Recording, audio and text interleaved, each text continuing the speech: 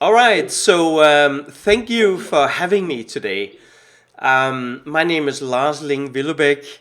I am the founder of a community called Educate for Life, which is part of my story together with Danny. It's kind of a community where we hang out together a bit and explore how do we transform ourselves into the new reality that John so well described. These are new realities to most of us. How do we as human beings adapt to these? So I think I'm going to take more of a human perspective to this change in my part today. But I will be delighted to join a technical conversation as well. I'm an electronics engineer by education. I'm a transformation coach by choice, and I'm Danish mainly by accident of birth. So there's a little bit of everything in my portfolio right there.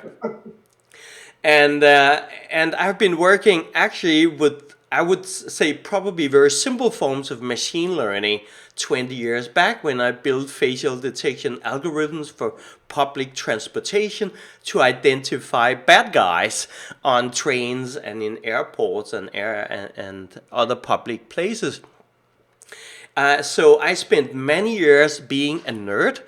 So I love the nerdy questions.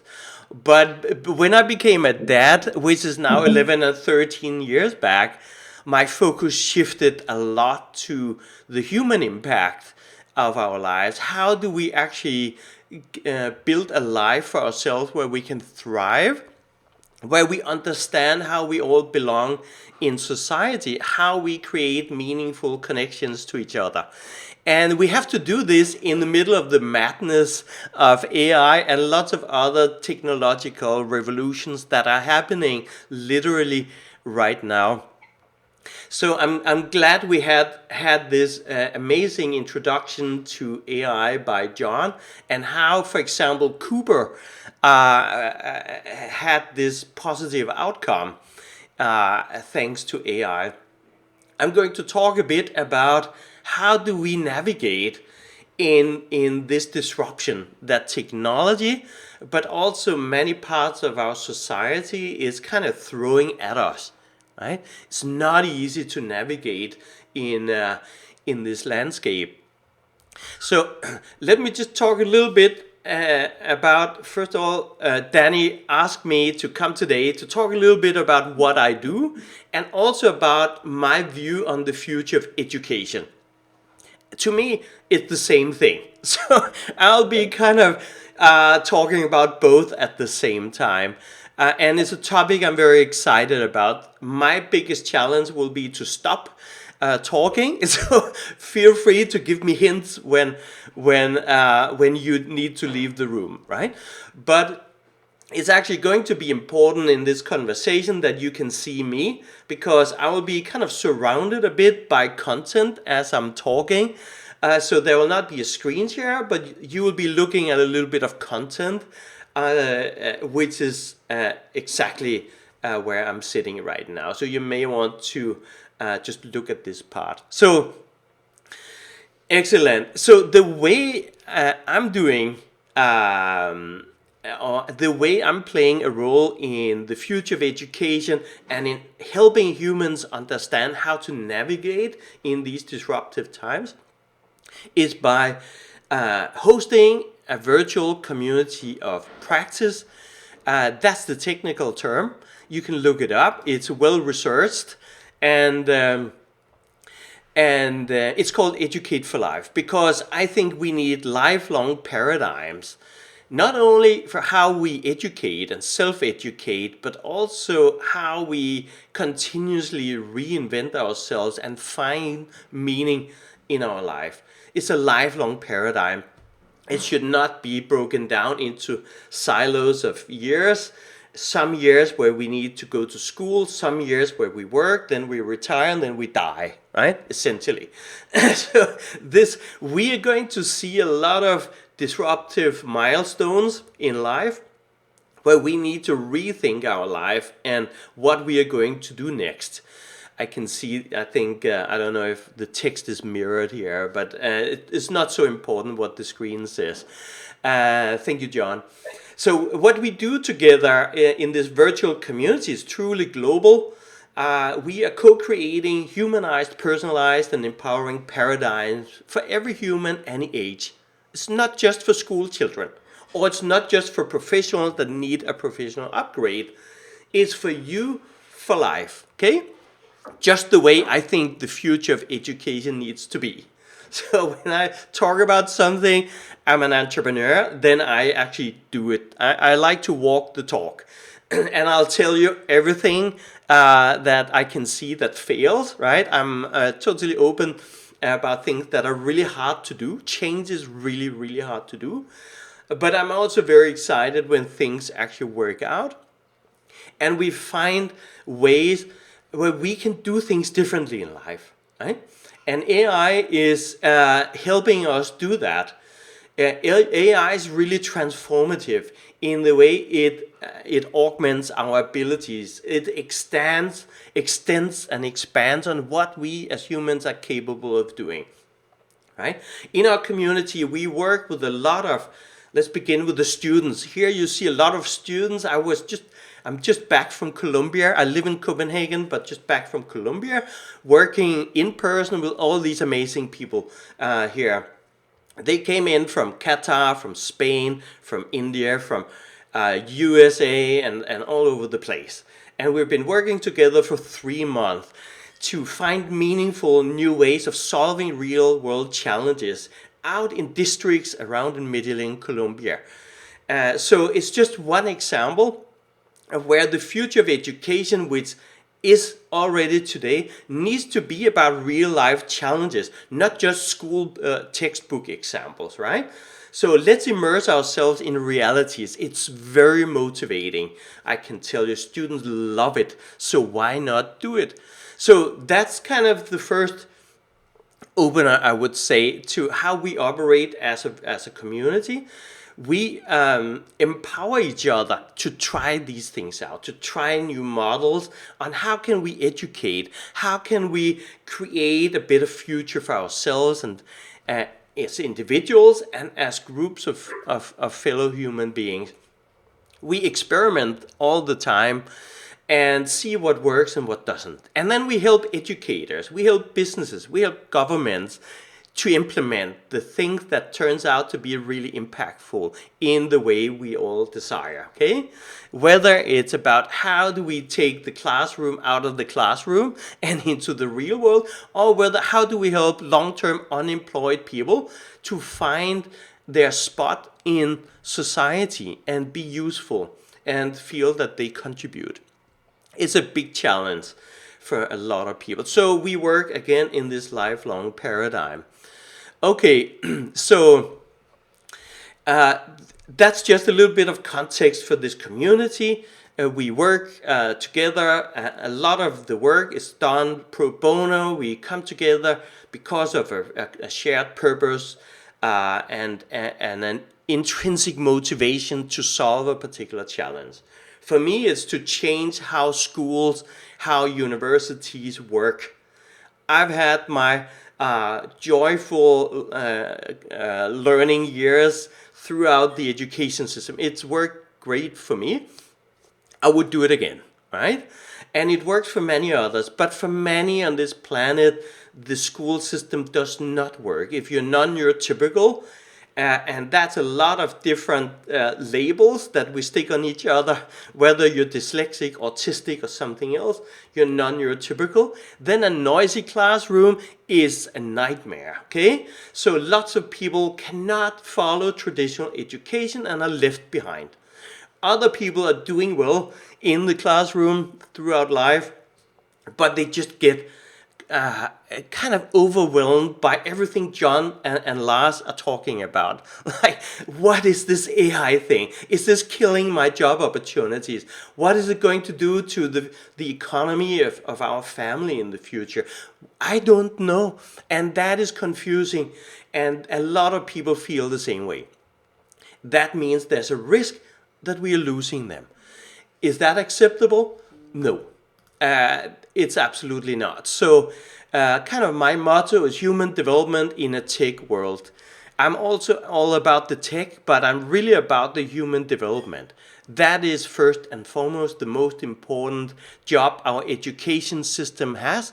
And if you're an employer, and I know some of you are, we have the same job to do, is to bring along talent. Also the ones that may not qualify for exactly the job description you have put together. But those that, can develop the last skills and this little bit of experience it takes to actually fill in your role and do the job. And that is a mindset shift for many, that we all have a role to play in this. It's not just about these endless recruitment processes where we end up being turned down most of the time. It's about finding new models of working together. And this is important because we now, for the first time in the history of our planet, we now have 6 generations technically meeting each other in the workforce at the same time. It's a lot of different experience, different ways of thinking, different ways of communicating, different ways we think the world should look like. And all this needs to come together in a way that allows us to collaborate, create diverse teams, and let this innovation happen so we can solve grand challenges. This is easier said than done. So I think the education system has a key role to play in preparing us not only to be a human being in a tech world, but also to be a collaborator, somebody interested and curious in making this cross-generational, cross-cultural collaboration happen. And yes, technology will be part of it. So we have the oldest generations, which are our political leaders today, and business leaders, the silent generation that they got to work, right? They got the job done. They created the foundation of the industrialization that we all live in. We have the boomers. They are the ones with the gold watches in some case. I've met some of them that actually got the gold watch after 40 years in the same company. Now, that is not likely to happen very often in the future, I can tell you, for the coming generations. This is what I'm showing now is Generation X. I think that's the best generation. That's where I belong in this category. Thank you, John, for the thumbs up there. You might see me on one of the screens here where we are a lot of Generation X folks, old people like us. Yes, we can do this in hybrid models, no problem. So we are actually coaching business consultants around the world at the same time, like you guys, and we are doing together today a little bit, right? We have these hybrid models. Some are in the room, some are not. But it works just fine. So next time you hear someone say, we need to sit together, or this doesn't work, or that doesn't work, forget about it, right? Make it work. That's our job. And that attitude, I think, might also be the role of our education system, but certainly, of course, of our parents to make us look at the world this way, that we are empowered to change things.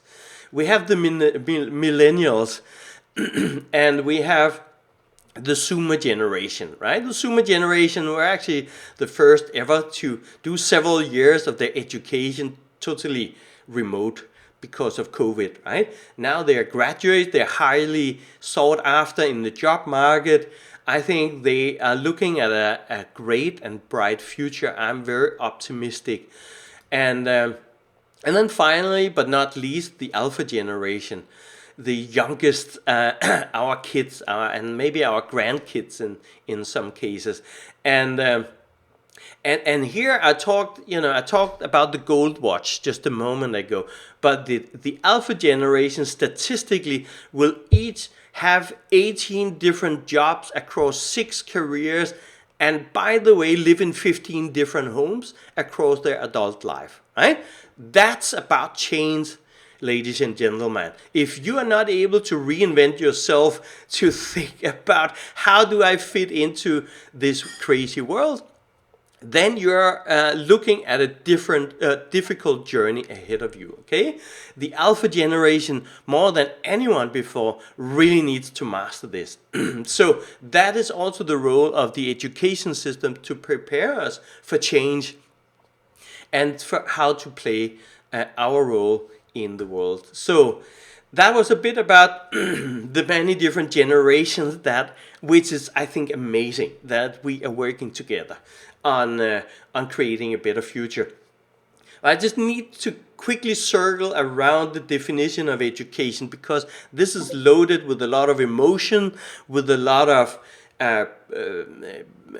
individual perspectives, etc. So I found two different definitions real quick here. The first one, which is the one I don't like, honestly. It's about the process of receiving or giving systematic instruction, especially at a school or university. That's not my favorite definition, I can tell you. But I'm being asked often by universities, by schools, what are the skills that we should teach our students? It shows that you're in an instruction-based mode, where you think you're going to push what you know to younger generations. Wake up, that's not how it works anymore. It's the other way around. We need now to listen and learn from each other together, right? So I like the second definition better, which is an enlightening experience. Wow, that ticks all my boxes here. One example is Petrus is a good workman. It's an education to watch him, right? Now we are talking in this world where there's so much new things to discover and to learn. We need to learn from each other. I have a lot to learn about AI and other things from John, and we all have something to learn from each other. This is how we need to move forward in our future of education. So I wanted to touch on AI. Now, John gave us the amazing, I couldn't have asked for a better layup and introduction of AI. And one of the questions that often comes up is the ethics of AI. How do we deal with that? And here I would say, well, wake up and read some of the recommendations and best practices that are out there. It's just we are not reading it, or we don't know it's there, or we are not acting. But actually UNESCO back in 2021 published the recommendations on the ethics of artificial intelligence. Now what this says, and if you're an educator, then this is for you. Member states should work with international organizations, educational institutions, and private and non-governmental entities to provide adequate AI literacy education to the public on all levels in all countries, in order to empower people and reduce the digital divide and digital access inequalities resulting from the wide adoption of AI systems. There are some pretty good recommendations in this report and many others, for example, from UNESCO. It's like, are we reading it? and I really think we should, if anything, we should stop to read these recommendations. I don't, by the way, think that the race to AI supremacy is going to stop or be paused. It's not happening. But there is a lot of ways where we can regulate the way we release AI into the public domain. If you build a new car, you cannot just put it on the road and sell it until it's safety tested. It's just not allowed, so it's not happening, okay? Same if you invent a new pill, you need to probably check it for side effects and for is it actually solving the problem it's designed to solve? Is it safe? You cannot sell it until you have proved that this is safe to bring out to the market. All these things are well regulated. It works. We can regulate as well how we bring AI to the market. The part about AI in the lab, the research part, I don't think is, we are not going to be able to regulate that, and there's no reason to think that we should stop that, by the way. So This is just my call to action for the educators and for the regulators. Look at these great recommendations. And by the way, I would like to see the hand of every educator that are effectively bringing AI literacy education into their classroom. So if not, what are we waiting for? We need to get started. I think it's common sense, but it's probably not happening very often. Okay, so I want to touch on the next thing that I think the future of education needs to take care of. I already touched on the human side of things. How can we be human beings in a tech world where things can seem pretty chaotic and changing overnight all the time? What's our role going to be? We need to learn to be a biological human being with all the limitations we have as human beings. Where do you go and learn that? I think this is really key. And here we can find a lot of skills and mindset development techniques that can help every human being. Now, we all have this limited ability to see what's happening in the world. There's only so much processing power, and we all wear these lenses. I wear some physical ones here just to see it all, but we all have our limitations of how much we can digest and how much we think is real or is going to happen. Now, how do we set these guardrails for ourselves? How do we sharpen our lens of what is important for us to learn? This is an important thing for the education system and for employers to embrace, adopt, and deploy when we are helping each other to be human beings in a tech world. And the boundaries, the distance we're able to see, I think is shrinking dramatically. We can no longer see what's going to happen 10 years out if we ever could. Today is like, what's going to happen tomorrow is the most commonly asked question I hear. But there's a certain area where we are in a good position in our own life to assess what is possible to make happen in my life, in my career, in my business, right? And what seems to be out of boundaries here, what seems to be out of reach. Now that out of reach, which is out here, is also possible, but maybe we need to ask for help. Maybe we need to try things we never tried before to expand this circle of possibility. So, I think I'm going to skip on one part here. Time is really running, but I wanted to touch briefly here on how the Hubble telescope helped us to see parts of the universe that we are not able to see without it. That's also how technology is helping us in our lives to see and to do things we were not capable of doing before. I think generally that's a really good thing. Now, the Hubble telescope is over 30 years in operation now. There are dust clouds it's never been able to see through, right? What's on the other side of the dust cloud, we never knew. And then came the James Watt telescope. I think I had it just here. See, here you see the difference between the Hubble telescope could not see through these dust walls in the lower part of the picture. And then on the next picture, you see actually in the lower corners of the picture, now you can see through. We got better technology. That helped humanity tremendously to look through and further out in the universe in these directions. And we can do the same in so many other aspects of life. And we have 8 billion conscious human mind now that I would like to bring along on this journey. I would love to see everybody given the same possibilities, the same opportunities. And when we say AI is in the hands of everybody, it's true, right? It's possible. It's technically not yet a reality. Most of our population have not even heard about AI, and it's incredible, and believe it or not, but soon they will, right? Soon they will all be using AI. I want to do this. So this is a little exercise to show us that we perceive information differently. We all take sensory input, we all process it, and we all come to different conclusions. Now, I want to, by show of hands, I'm going to ask you now a question. And I want you to look at the center of this black circle, the big black circle in the middle of the screen here. I want you to keep looking at the center of the circle while you listen to my instruction.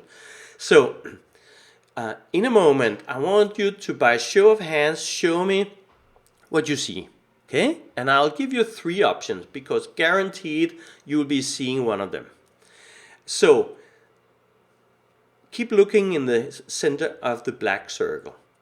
So, option A, are you seeing the circle expanding? Please raise your hand. Yes, I see, okay, half of who I see here at least or more. Okay, option B, and there's no right or wrong here. So, but just be honest about what you see. Do you see the black circle shrinking? Anybody sees the black circle shrinking? No, no, I don't think so. No. And then the last option, by show of hands, do you see the circle is not changing at all? Okay, that's John, and a few more in the room. Okay, yes, and there's no right or wrong here. So thank you very much for participating. This is a piece of public research that's been going on for quite many years. It's studied really well, this effect. And we're all looking at the same image. And obviously, nothing is changing in this image, right? So it's a sensory, there is an illusion.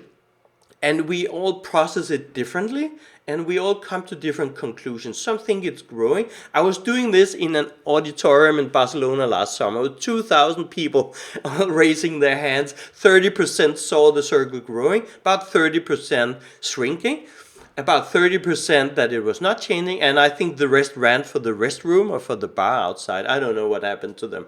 But it's just, there's no right or wrong. And when we realize we are biological creatures that perceive things differently, we need to take that into account, being human beings in a tech world. This is the amplification of biases. That is also a big deal in the space of AI, and I'm sure John can talk to us on that another day.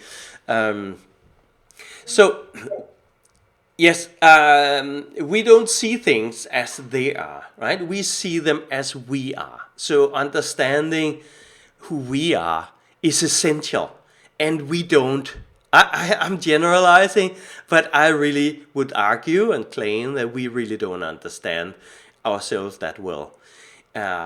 So this is the role of the education system. It's foundational, and there's a lot of urgency, if you ask me, in helping humans understand what it's like to be human and understand and make sense of what we are experiencing from the world around us, given the changes and the pace of change that we've been talking about. Again, human development in a tech world, I think, is the key here. So that's what I'm into. And just the last point I want to make about the role of education and the education system in the future needs to be, give us the tools and techniques to make sense of what's happening, and to create and describe scenarios, because this way of scenario generation allows us to consider many different pathways forward. We don't know exactly what's going to happen, but there are some likely scenarios.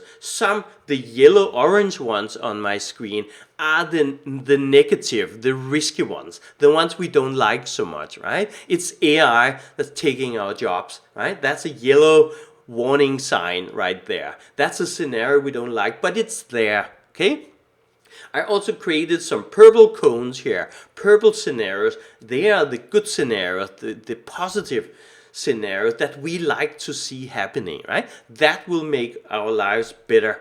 So let me just quickly show you one example of a positive scenario, which both as us as educators in the room today, but also those of you who are the technology people that can create amazing solutions. I think we will all like the scenario of a richer life. So that's what I chose to call the scenario. Richer life is about human beings that have this innate inner drive to be autonomous, self-determined, and connected to one another. And when that drive is liberated, people achieve more and live richer lives. Wouldn't we all like that? And this is Daniel Pink that frames it this way. I highly recommend his books. But this resonates with me. I would like to see this happening. And I see a lot of people who really thrive and grow personally when you give them their autonomy. So what if we could just switch off powerlessness in our life? Just the flip of a switch, poof, powerlessness is gone. Autonomy, yes, we want that. Self-determination, yes. Connected to one another, yes please. What if we could, with the flip of a switch, a touch on our screen, we could enable or disable that in our life? Wouldn't that be fantastic? That's just an example of a positive scenario that you might want to create in your own business or in your own life. Then we talked about AI will kill our jobs. And I'm looking at the time here. I really want you to hear this. It's a short video, very short. It's David Rose. He's an angel investor guru out of Silicon Valley. He's forming a lot of opinions of decision makers, I can tell you. Listen to what David is telling us about how AI is going to impact jobs.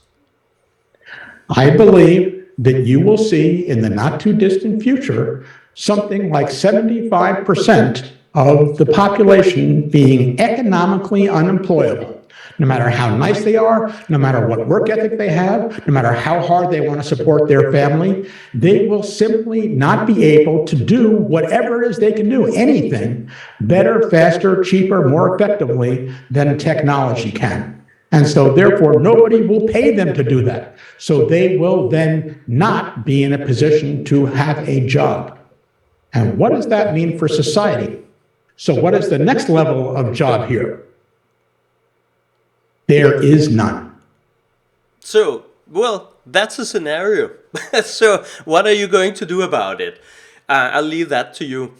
And other technologies already put the lamplighters of London out of job, except for the last 5. So a lot is definitely happening. And I'm going to wrap up now, but this is just to show and demonstrate the importance of scenario generation, that we are given the tools, the understanding of how we design scenarios, both the likely, the desirable, the undesirable, the high-risk ones that could happen, and we want to make a roadmap that takes us around these negative scenarios. This is something in the future of education that schools, institutions, but also us as employers really need to build into everything, how we work. You will, on your own time, go look up Socrates meeting with Bill Gates to have a conversation about what is AI and what are the ethical implications of AI. I'm not going to play it now, we're out of time, but go find it on the internet. I'll be happy to send you the link. It's a really interesting discussion, obviously created entirely by AI with a little bit of human assistance in prompting this. Then there's a great philosophical discussion there, which we'll skip for now. So again, yes, the AI is here to stay. It will never go away. We need to find our ways of embracing it, of leveraging, working with it. There are some great guidelines. I think see some great initiatives here in the European Union on regulation coming up. I'm hopeful, I'm optimistic, but it's really up to us to create our future.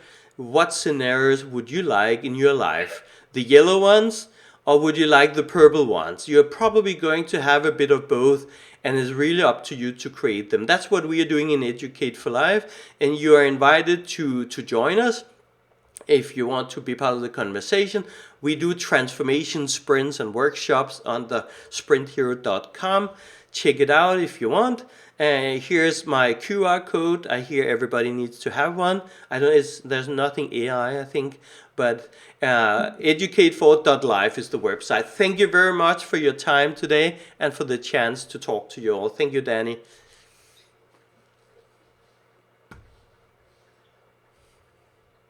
Thank you, Lars. I'm glad you summarized your presentation so the end a little bit, because I wasn't able to do that. But thank you, John. Thank you, Lars. Are there any questions for Lars? Yeah. Okay, go ahead, Arne. Yeah, thank you. I'll stand up on the back. I myself am a teacher, a software teacher at a secondary vocational school, and I'm teaching the alphas right now. I think that's the right thing. And they're totally saturated by ChatGPT. And of course, there was a little worry that those kids would lean too much on it. But I see positive things happen. So they are starting to use the tools to be able to navigate the future you were talking about. So I'm very hopeful, very positive what's happening. Also with my school, I'm trying to set up a new organization which mediates between those young talents and businesses. But I'm also trying to offer those school excellent means to, trying to offer schools and students and businesses excellent means to elevate, to lift up that talent. Is there anything sort of in your experience you've seen sort of businesses provide educational tools or educational means, or what can businesses do to help education and move towards that new age of AI? Like an idea, but So, John, I want to offer you the opportunity to give it a step first if you want. Okay, no, then I'll just jump at it. Is a really, to me it's a really interesting question, because I am in the space of helping educators to figure out how do we respond to these new opportunities, but also the uncertainty, and what does this mean for our children and their well-being. What does this mean? So my question, the first question I want to ask back to you is, if you I have two kids, so we could make an experiment. I could say, okay, one of them cannot touch a device, right? Is not allowed to touch AI or any device in school. This is a debate that's going on here in Denmark, and I know many other places. So we want to protect the kids from the technologies, because we don't know what it leads to if our kids interact with technology. For good reasons, we are being protective. So that's scenario A. Scenario B is the other kid. That is, that could be just give it everything, right? Do whatever you think is right for you to do, right? Use all the technologies you have at hand. Which of these two kids will stand the best chance of living a meaningful professional life where they can provide for themselves and their family in the future? I would vote on the human being that works with technology. So the first part, we cannot isolate our students from technology, but many are trying that right now, because we don't know how to respond to this. This is the worst thing in my opinion, but we do need a balanced approach to this. It's not everything is now AI. It's about human relations in the between the teacher, between the students, and in all these ways. So I don't see much actually happening yet on the ground, right, in the classrooms. There's a lot of interesting new services, tools, applications, programs coming up now. And I would really encourage you to check it out, see what's happening, and see what could work for your particular use case in your lessons, in your sessions with your students. And there's a lot popping up, but many schools have no clue how to adopt this, or even how to test these solutions before really bringing them into the hands of the students. It's all very understandable. A lot of what I do right now is exactly this, to be this kind of door opener through first small experiments. Have a fun play with an AI, Make something fun together. Make an avatar that you can make dance by dancing in front of a webcam. We have done this for 6 or 7 years now with students online around the world. They love it. They get to understand how the AI thing really works in a fun way. It's not overwhelming and it's not too professional either. So make sure to run some small experiments to learn, because your use case will be different from mine. Every educator, every business will need to adapt this differently and adopt this differently and apply it slightly differently. And we also have different safety and privacy precautions. Some have religious concerns. They are actually not allowed to dance. It was one problem we had in an exercise where we asked the students to dance and the students were not allowed to dance. Okay, how do you deal with that? So run experiments, small experiments that can grow to bigger experiments. Form communities with people who are trying to do something similar, and there are lots of them. Lots of us are around. I'm happy to explore that further down that rabbit hole on another call probably.